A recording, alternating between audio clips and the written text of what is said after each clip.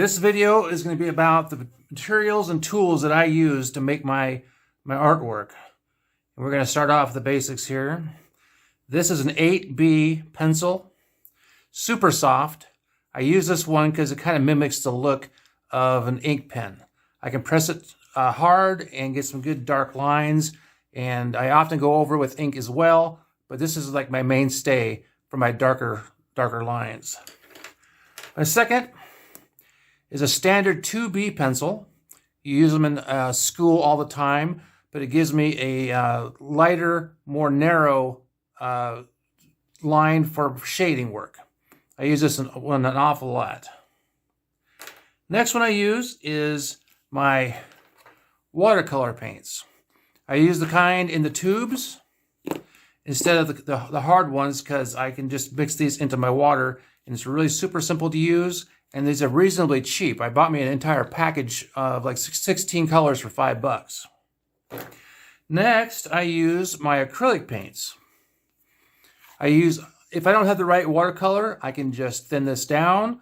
And later on, when I do my overlay with my thicker paints, I can just use this as well. Mix just a little bit of white for my highlights. Next thing I use is, and I hope I don't get this all wet doing this, I have a 3/4 inch brush. I use this for my inks and for my watercolors. I also have like a 3/8 brush. And then I have a couple fine point brushes I use all the time. This is essential if you're doing like comic book style work. The next thing I use is India ink, and I use a lot of India ink because I do a lot of ink washes. So this is really invaluable. I have this, and I bought myself a refill. Next thing is my ink palette. I'm not sure if that's what it's called, but it's this here. And you can see I had ink in here. I was also using it for my watercolors. This particular model I bought, I could throw in the dishwasher. It's really super convenient. Next one is my paint holder. I don't know how you call it, but basically it's a styrofoam plate. This one has got a lot of use on it. I got like 4 other ones in the other room that are just as bad. Super thick and very, very cheap. Next, I use these marker pens. I have a couple different ones I use.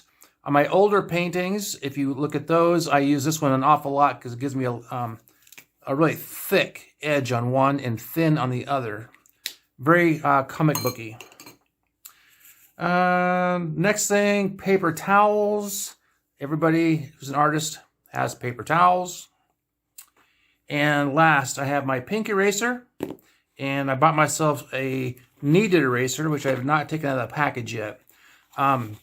This is currently what I'm using here. I have a whole other studio in another room. I have other supplies, but this is my small setup for the kind of artwork I'm doing right here. So I'm going to throw a video on after this so you guys can watch and see how I use this.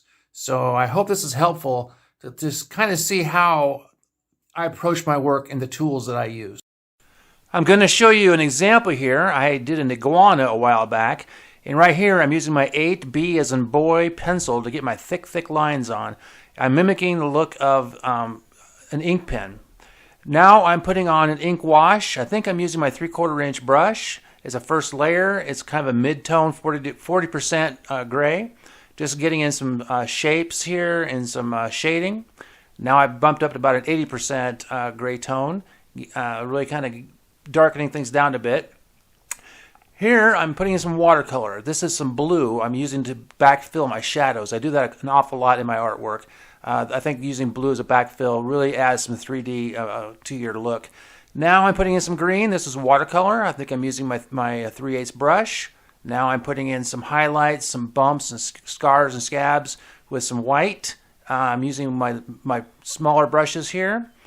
And this part is so fun to paint. This is why I paint right here. Now I'm putting in some highlights, some blue into the under the neck, kind of that frill.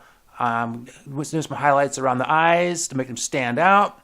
And now I'm doing some background watercolors, some green there. And you can see how I use all of my different brushes and paints in this little demonstration. So thanks for being here.